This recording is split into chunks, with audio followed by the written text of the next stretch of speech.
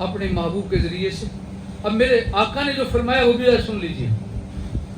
فرمایا بخاری شریف حدیث پاک ہے انما انا قاسم واللہ یؤتی.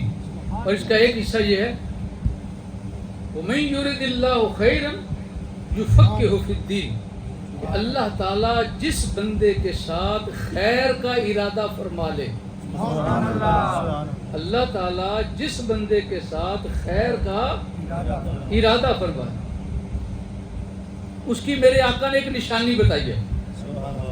آپ سارے بیٹھے ہو نا, اولاد بھی بیٹھی ہوگی, والد بھی بیٹھے ہیں, چاچا ماموں خالو دادا جی نانا جی بیٹھے ہوں گے.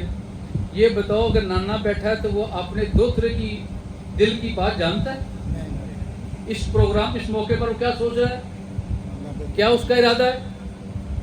اور اگر دو طرح پروگرام بنائے کہ میں اپنے نانے کے دل کی بات سمجھ تو سمجھ جائے گا نہیں نا. حالانکہ دادا ساتھ بیٹھا ہے, نانا ساتھ بیٹھا ہے, باپ قریب ہے, بیٹا بھی پاس ہے, اور وہ دونوں ایک دوسرے کے دل کا ارادہ نہیں جانتے, اس نشانی سے واقف نہیں ہے.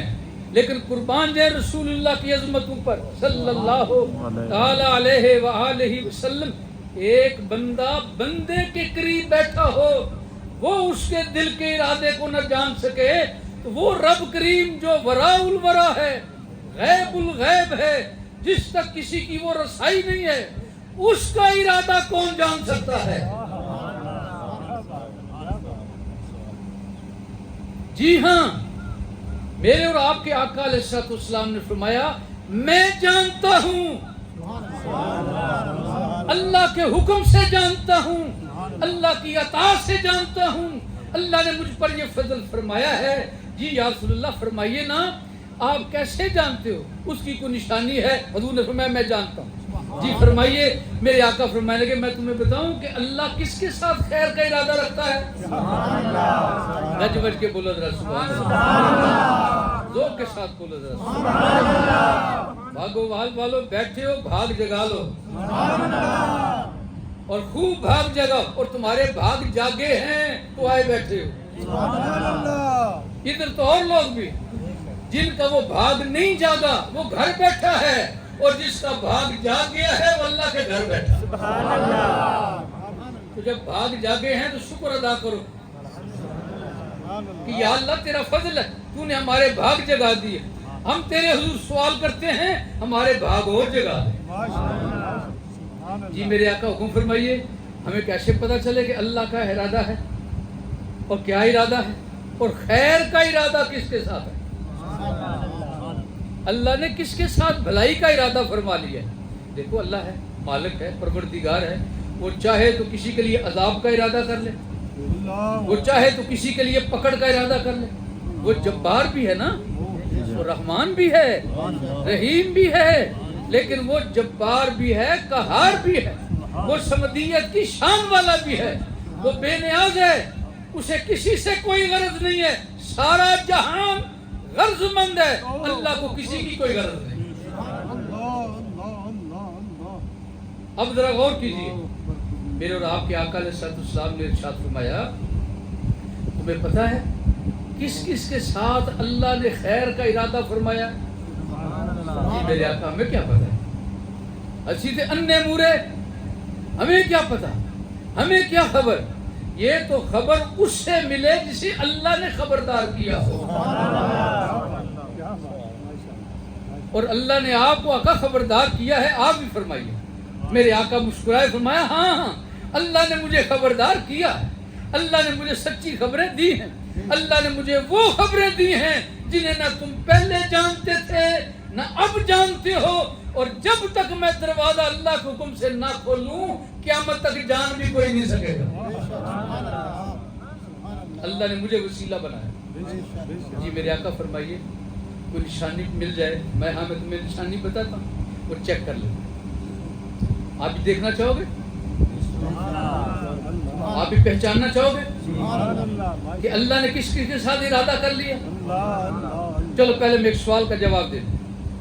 میرے اور آپ کے آقا علیہ السلام کی خدمت میں نے عرض کیا یا رسول اللہ صلی اللہ تعالی علیہ وسلم حالت وجدان میں, آقا یہ آپ ارشاد فرما رہے ہیں کہ کس کے ساتھ خیر کا ارادہ فرمایا، اس کی نشانی کیا ہے؟ اس کے متعلق تھوڑا کرم نوازی ہو جائے۔ جس کے ساتھ اللہ نے خیر کا ارادہ فرمایا ہے، ہم کیسے پہچان لیں کہ یہ بندہ وہ ہے جس پر اللہ کا فضل ہوا ہے؟ میں ہاں سنو دھیان سے، من یرد اللہ خیرا، اللہ نے جس کے ساتھ خیر کا ارادہ فرما لیا ہے، یفقہہ فی الدین، اللہ اسے دین کی سمجھ عطا فرما دیتا، اللہ اسے دین کی، آپ سارے جاگ رہے ہیں؟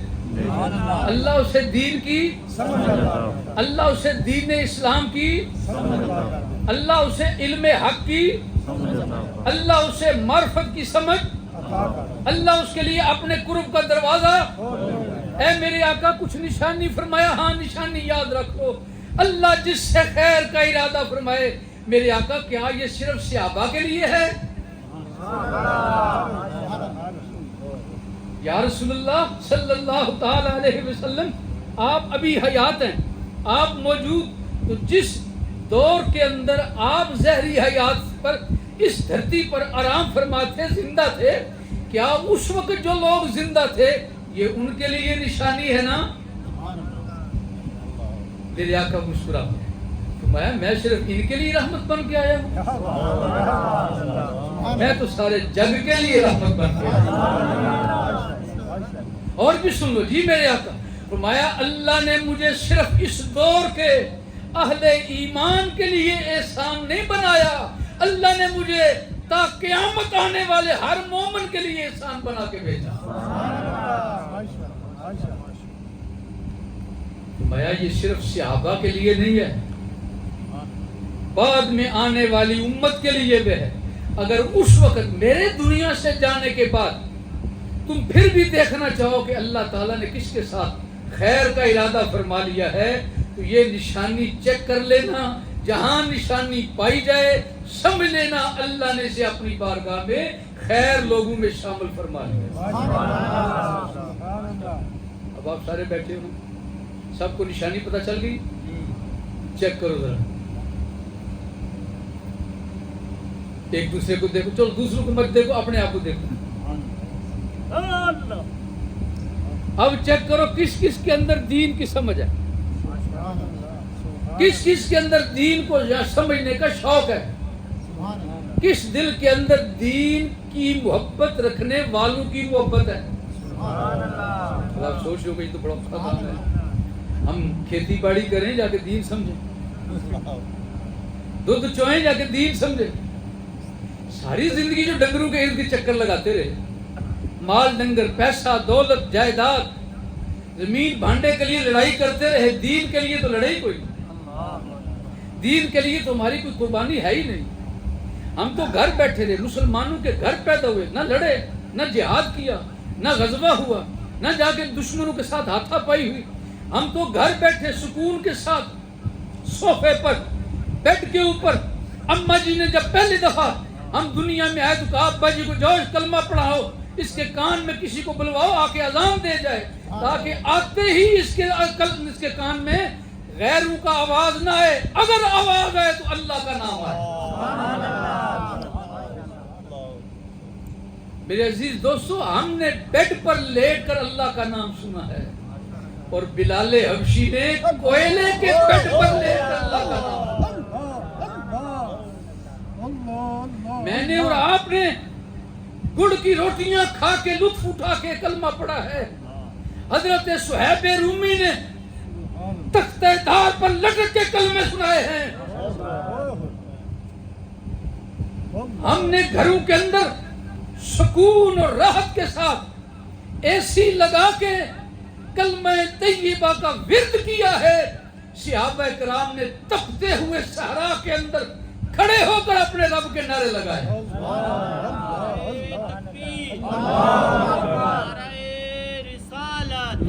سرکار کی آمد مرحبا، منٹھار کی آمد مرحبا، بتی کی آمد مرحبا، نعرہ تکبیر، اللہ اکبر، نعرہ رسالت۔